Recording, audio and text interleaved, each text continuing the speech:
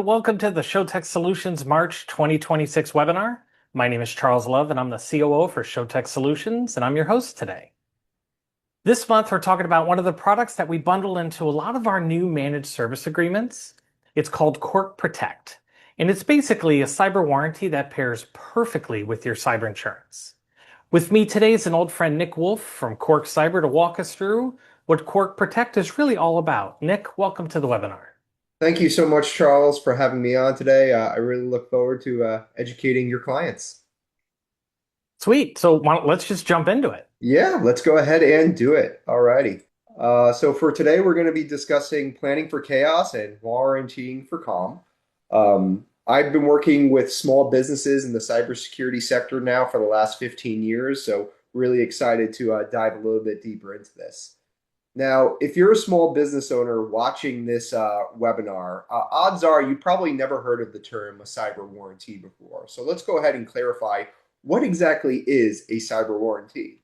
When I talk about a cyber warranty, I like to compare it to the auto industry.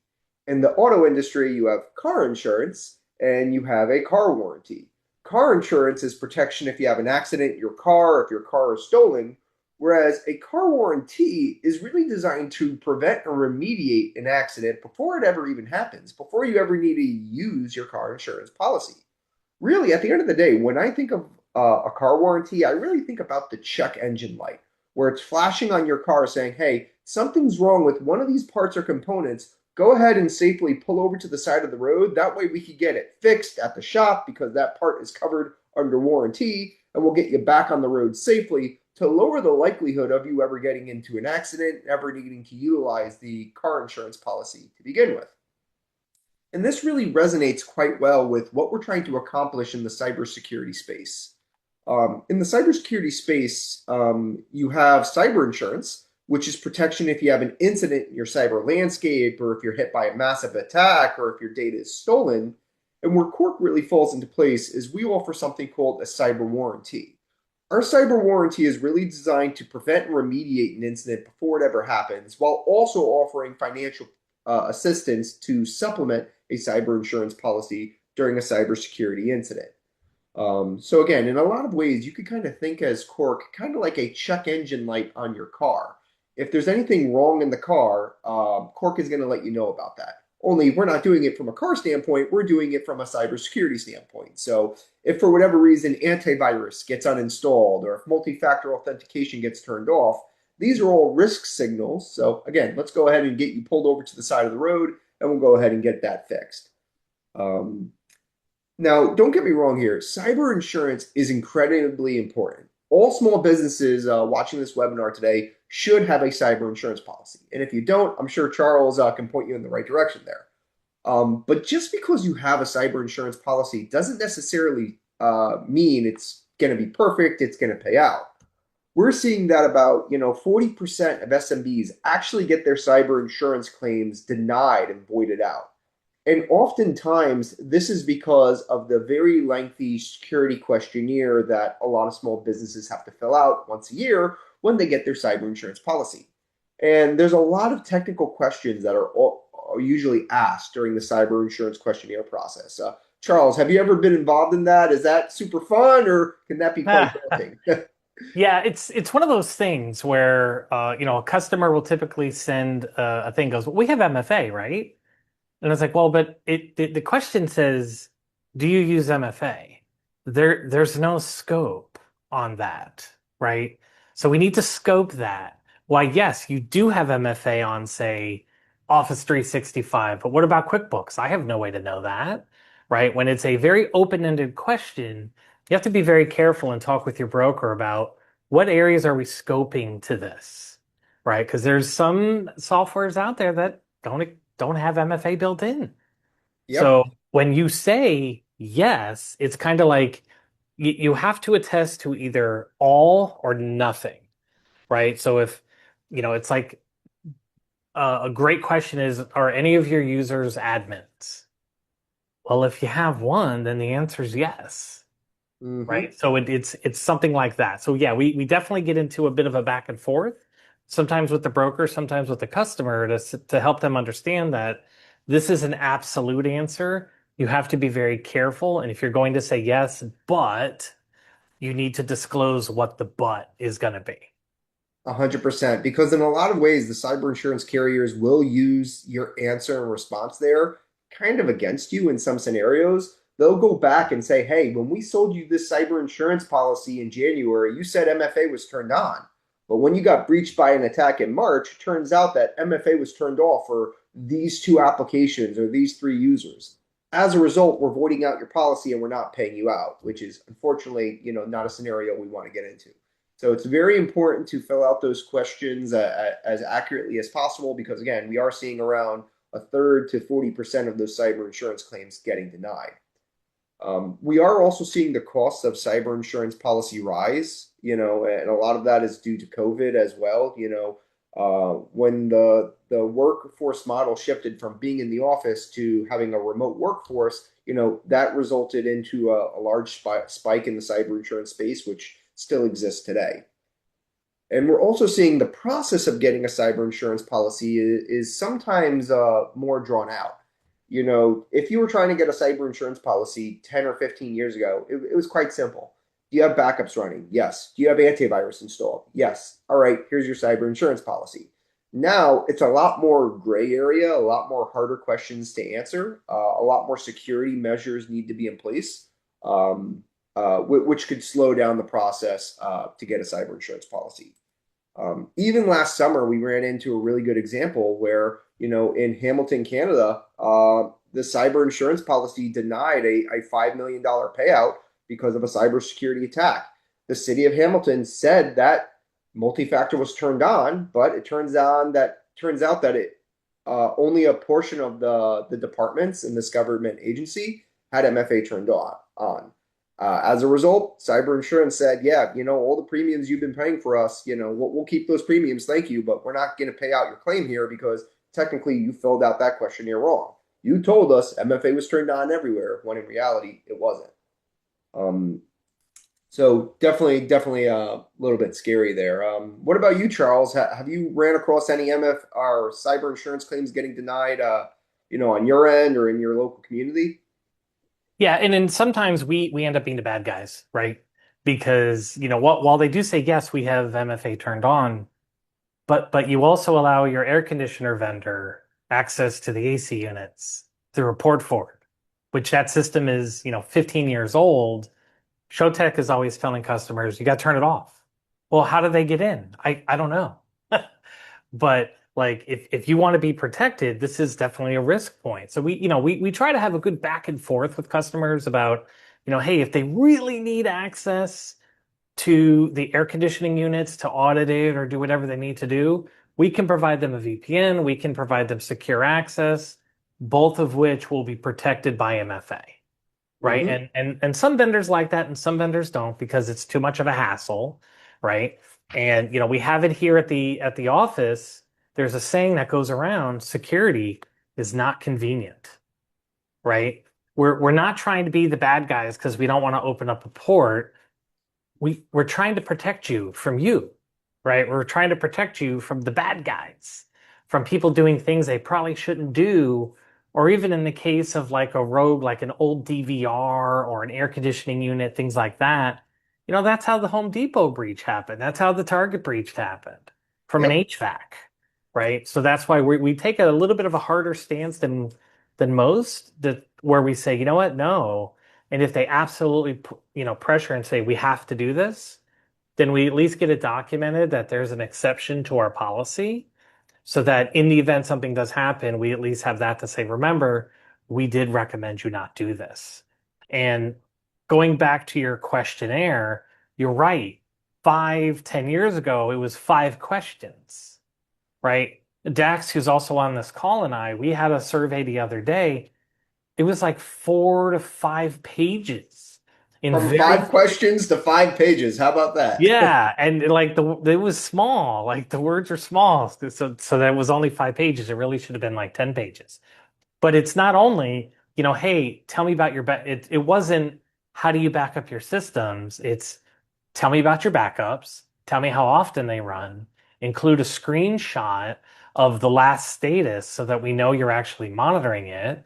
and who is responsible, like all these questions just about backup. And then it went to the same thing about 365, Yep. right? And right now in the news, the whole striker fiasco is definitely opening everyone's eyes. The insurance industry is really going to start looking at risk, and when people say, yes, we do the thing, as we say in compliance, how proven, right? You say you're doing the thing, how are you proving it? How are you auditing it? And Right? And that's that's where, really, yeah, yeah, that's really one of the things that I like about Cork and how we're helping out a lot of small businesses. So earlier today, I talked about how Cork, in addition to the financial protection, we kind of act as a check engine light on a car. yeah. And that's really what we're trying to accomplish here. So instead of flying blind when you're answering all these questions and getting into the weeds, Cork acts as a little monitoring platform that's going to tie into all the security tools that ShowTech is selling to your small business. So we're going to be watching over the remote monitoring and management solution, which might be Data RMM. We'll be monitoring the endpoint detection and response software or antivirus software, which I know a lot of small business utilize SentinelOne. We'll be watching over the data backup solutions. I know that, Datto's a popular one, Slide's a popular one. There's a couple good options out there. And we'll also be watching over the Microsoft multi-factor authentication solution. So what all this information does is it feeds into the Cork platform. And again, it's going to be able to act as a check engine light for the ShowTech team. So your organization might have MFA turned on today. It might have healthy backups today, which is great. That means you qualify for cyber insurance and cyber insurance is going to pay out.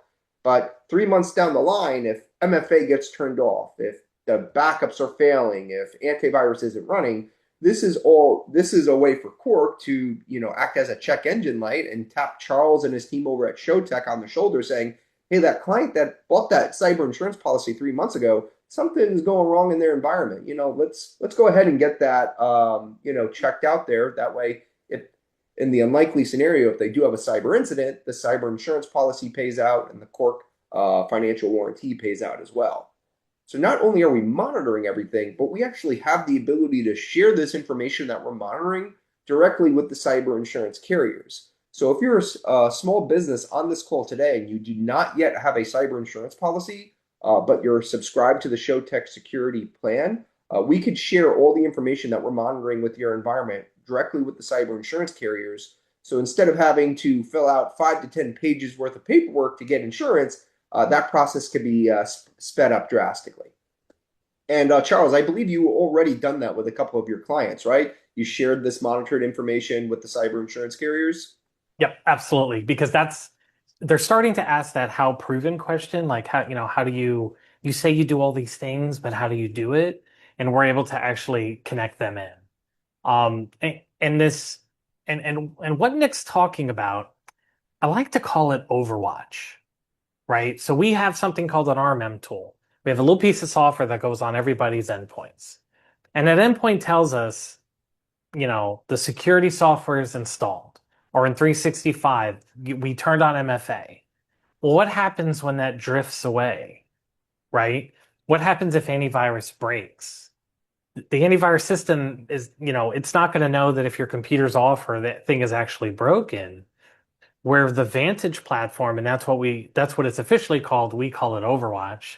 But what Overwatch does is it looks and it says, hey, I see Ren's computer is online, but it hasn't received an antivirus definition in a couple hours. And what that does is that actually opens up a ticket for our team to go investigate, right? It could be a temporary issue. It could be something broke, it got uninstalled, it drifted from what it was.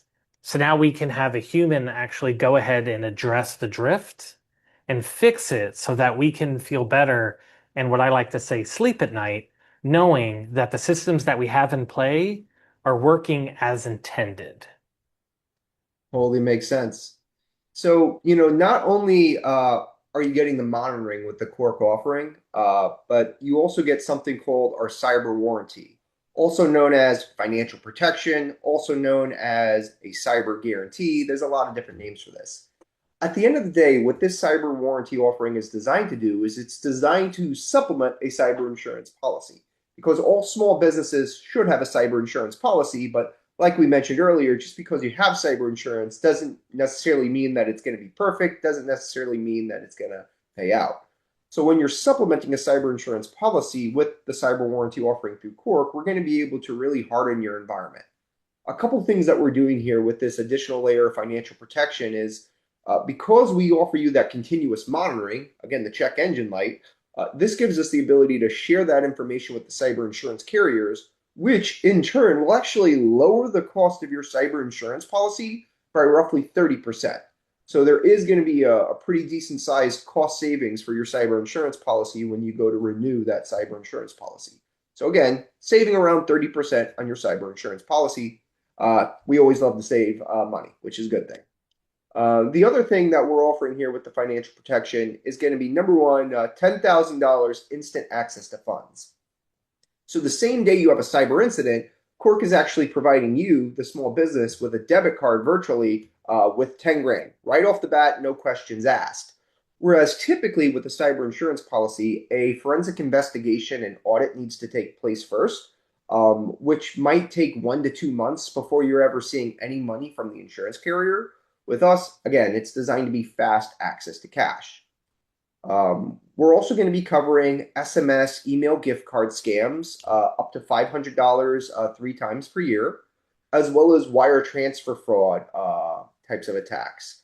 And wire transfer fraud and gift card scams are typically not covered by a cyber insurance policy. Those are typically not covered. So again, this is where the supplemental coverage comes into place.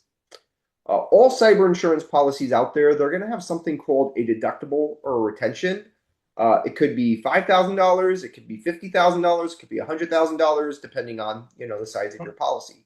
Cork will pay out the cyber insurance deductible up to $250,000.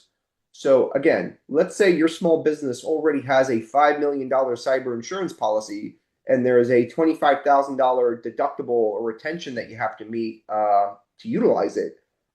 Because you have the Cork warranty here, we would be the ones paying off that $25,000 deductible.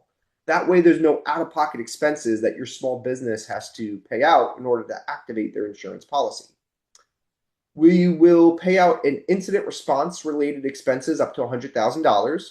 So this is if the ShowTech team has to clean up a mess after a cyber incident, or another third party has to clean up a mess after a cyber incident. Again, no out-of-pocket expenses there. We will cover business interruption loss up to $150,000, data recovery up to $150,000, and ransomware coverage up to $50,000. So a lot of supplemental coverage here that really pairs very nicely with a cyber insurance policy. Now, Charles, for you, if there's an existing client on the call today here, the $500,000 cyber warranty coverage, are you charging extra for that? How does that typically work? How are you charging for this? So typically for Cork, we bundle it into all new managed service agreements.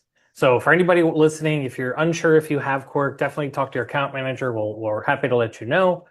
But for any net new agreements, we just give this in. We used to sell it before, but we found the value so strong, we just built it right in, right? And that goes into the ShowTech One agreement. And I'll tell you a couple of funny stories where we kind of wish we had, right, back in the day. So we actually had a customer call us because somebody, it was kind of funny. It's funny now, right, when we talk about it. But an intern got a message from the CEO from his Gmail saying, "Hey, I want to get gift cards for the staff. Please go get 10 $100 gift cards from Walmart or whatever." And this intern sat 5 feet from the CEO who allegedly sent this email. And he got the email, stood up in the middle of the day and left. And he was gone for the day. And everyone's looking around the office going, "Where'd he go? What happened?" And so, the day went on. They just assumed he quit or whatever. And the CEO gets a knock at the door at like 8 o'clock at night. And it's the intern and his dad. And they apparently had spent the whole day going to various stores to try and get these gift cards. Um, and they did, and they sent it to him. And obviously, the bad actor, it wasn't the CEO, but the bad actor claimed the money, which the moment that money is claimed, it's gone. But he goes, knocks on the guy's door and says, "Hey, I did what you asked. Can we get reimbursed?" And my dad came off work. I wanted to impress you. And the guy's like, what you talking about? Right? So then that turned into a whole thing. And now this poor kid and his dad was at $1,000, right? So we heard this whole story, and not 2 weeks later, it happened again. It just kept coming up. And the funny part of the story is the folks at Walmart said, like, do you see the sign? And it says, if somebody's asking you to buy gift cards, please verify. Like, there's a little sign at Walmart, and I see it at CVS now. And they just ignored it, right? They did not see the sign, right? And this is why I took the guy all day, because like they're arguing with all these various stores to try and get the CEO of these gift cards. And there was nothing we can do. I felt terrible, right? So I like to tell the story because it's a really good one where, if this would have happened with a customer with Cork Protect, they would at least gotten some of their money back, right? And what we would do is that would be classified in ShowTech land as an incident. So we would investigate that. Let's see, did this intern take the security awareness training? Right? Because a few weeks ago, or a few months ago, excuse me, gift card scam was one of the topics of the training, right? So we want to see if they're actually doing that. And when it comes to an insurance carrier, I really think we're going to start to see those exclusions really start to kick in, right? It's no different than, God forbid, you get into an accident. They ask you 10 times during the call, were you texting? Were you texting and driving? Were you voice texting? Like, what were you doing? And right now, at least, there's no easy way for them to know if that's actually happening. I know Teslas can like see your face and know if you're doing stuff you shouldn't be doing, things like that. But it's kind of like in cyber insurance. Well, you did security awareness training, but the person who got breached 8 months out of the year doesn't do their training, right? They're going to start to get more strict on that. So about a year ago, our account manager, Abigail, kind of made it her mission to educate customers that no, these trainings that they're paying for are actually very important, Yep. right? And I'll give you one more quick story. We had another customer where there was, in fact, a confirmed breach. And they called their broker. Their broker started the process. The incident response legal team wanted $40,000 wired to them before they would even talk to them. The total loss, I believe, was upwards of 200,000. And Cork actually did pay the customer the deductible. So, outside of an annoyance and probably about a day of downtime for them, technically out-of-pocket expenses was zero. Cork did pay the ShowTech fees, for us to help with an incident response, and anything that the insurance company did not pay, Cork did cover for them. So that was Yeah. pretty cool. Yeah, it's all about lowering that out-of-pocket expenses for sure. Now, Yeah. I know that earlier today that we discussed that around cyber insurance, it denies around 30 to 40% claims. Luckily, with Cork, we actually haven't had to deny a single claim that's come through, mainly due to that check engine light, the monitoring feature, right? We go out of our way and say, please fix this because if you don't, we can't pay you out, right? And luckily, our MSPs such as ShowTech are very attentive to detail there. But there's a lot of different examples of how our financial protection warranty is paid out. Like last year, we ran into a client that an MSP that had a law firm client that suffered a phishing email incident, where basically this law firm thought they were logging into the real Microsoft when in reality they were logging into the bad guy's fake Microsoft page. So now the bad guys got the law firm's username, password, MFA token. They were basically able to log into their Microsoft SharePoint instant and potentially do what we call a data exfiltration attack, where you're just downloading a bunch of data. Luckily, this MSP was able to kick the bad guys out relatively fast, but they had to spend the entire weekend performing an incident response, meaning they were resetting passwords, resetting MFA tokens, making sure that the bad guys didn't download anything that they shouldn't have. It was a couple $1,000s worth of labor. But luckily, because this MSP had Cork's warranty within the client's environment, we at Cork were able to pay out the MSP for their labor when they were performing the incident response and remediation. That way, there was no out-of-pocket expenses that this law firm client had to pay out during this compromise. So that's just one example of one of our recent payouts. Another payout that we paid out recently is kind of similar to your story, Charles. And at the end of the day here, users are always the weakest link, right? So please make sure you have MFA turned on, and please make sure you take that security awareness training, because everybody watching this webinar is the weakest security link in the organization, myself included. Okay, there's no exceptions here. It doesn't matter if you're the CEO or the intern. We're all subject to risk here. So one of the other payouts that we did recently was with a construction firm client, and they actually had a really solid cybersecurity tech stack. They had RMM tools and backup tools and endpoint security tools, etc. Ultimately, what happened here is their accounts payable department got what they thought was a legitimate email from one of their existing vendors saying, hey, by the way, send this month's vendor bill to this new bank account instead of the old bank account. And sure enough, they did.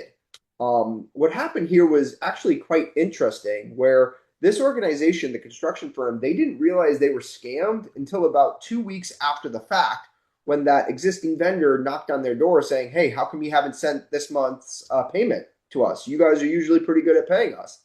And they went down the rabbit hole and found out that, oh, we sent it to the wrong account, not the right account, because we got an email thinking it was you when in reality it wasn't. So because it was 2 weeks after the fact, first thing they did was they contacted cyber insurance. Hey, cyber insurance, got hit by an attack. Will you pay this out?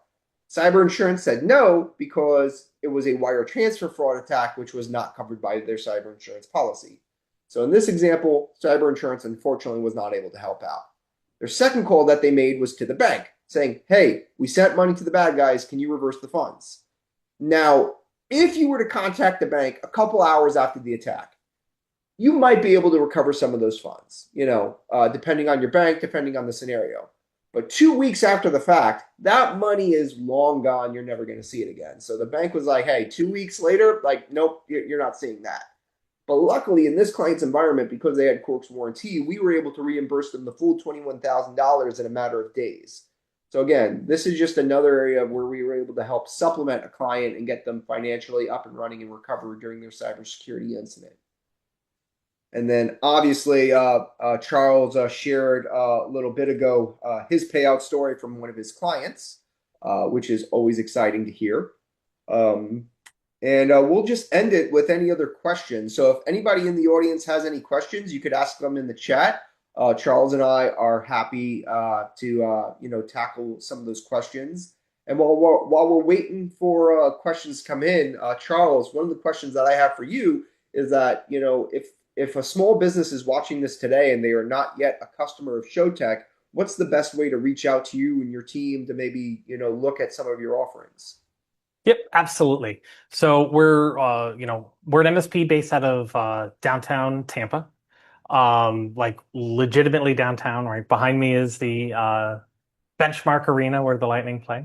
But definitely hit up our website. We have a little chat bot. You can call us, and that's how you can start the process. Happy to have that conversation. On the call, we do have our CEO. Carrie, do you want to unmute and just say a few words? I do. Hey, thank you both, Charles and Nick, for taking the time to go over Cork. We have found it valuable and as a valuable add-on to our offering. And I think that is a differentiator in our world. So I do appreciate your time, Nick, and Charles as well. Thank you. No worries. Looks like we did have a question come in that says, what is the main difference between Cork and a traditional cyber insurance policy? That's a great question. Um, so think of a traditional cyber insurance policy like a hospital, right? They're going to give you that long-term care. Cork is designed to be your first aid kit in your ambulance, right? We're going to stop the bleed, giving you temporary relief before cyber insurance. The hospital kicks in, right? A cyber insurance policy is going to give you coverage into the millions upon millions of dollars. Okay, Cork is again, we're designed for smaller attacks. We're only covering up to $500,000. So while we're able to cover, 50 grand towards ransomware and things of that nature, if your organization gets hit by a $1.7 million ransomware attack, right, 50 grand really isn't going to cover you that much. Whereas a cyber insurance policy, they might give you two, three, $4 million worth of ransomware coverage. Okay. So you're going to want cyber insurance to cover those types of big expenses. But even though cyber insurance is covering those big expenses, you still have to pay out the cyber insurance deductible 20, 30, 40, 50 grand before cyber insurance kicks in. Whereas with Cork's warranty, we're going to be coming in first, paying off that cyber insurance deductible. Now cyber insurance can be activated and pay out the remaining $1.7 million towards the ransomware attack or whatever type of bigger incident that there is. So again, with Cork, $500,000 worth of temporary coverage that's going to pay you out fast. Cyber insurance is going to be a bigger check that they'll write. It's just going to take time. It might be several months before you're seeing any sort of payout there. So that's a great question that the audience asked there. And Charles, you probably worked with a lot more cyber insurance, claims than I have, dealing with your small business customers. So would you say that's a fair example? Would you say that cyber insurance, when it does pay out, it typically doesn't pay out today or tomorrow? It's a little bit of a waiting period. Yeah, it definitely takes a little bit. And Ryan actually was on a call with a customer, I feel like last week, and he likened it to a gap insurance, right? Kind of like for your car, right? If something happens to it, insurance will pay off, what the car is worth, but not what you owe, right? So I thought that was a pretty neat way of explaining it. Yep. Yeah. Yeah. Perfect. Also, yeah, just having, that insurance where you have the ability to have a rental car, so something that can get you around while the insurance claim is being handled. So, that's that reimbursement of the cyber warranty, right? So just kind of tying it to real life examples, I think always goes a long way for people to kind of understand it, how it relates, to their everyday life. Yep. And one of the reasons why cyber insurance takes such a long time to pay out is because they don't have that monitoring platform. They don't have that check engine like traditionally. What they have to do is they have to go back a couple months to those security questionnaires that you answered, and then they have to do all their homework and say, all right, you told us MFA was turned on. Let's verify it that it actually was during the incident. You told us backups are running. Now let's verify it. With Cork, because we're monitoring everything through Overwatch, as ShowTech calls it, we call it Cork Vantage. We already know the answers. We're going to know if MFA was turned on during the attack, if backups are running during the attack, which gives us the ability to pay out the warranty pretty much instantaneously. All right. Well, with that, if anybody has any further questions, definitely reach out. Our website is showtechsolutions.com. On there, you have access to all of our socials, to our phone numbers there, our emails there. Thanks for coming today, and I hope you all have a great day. Thanks again, Nick. All right. Thanks for having me. All right. Bye, guys.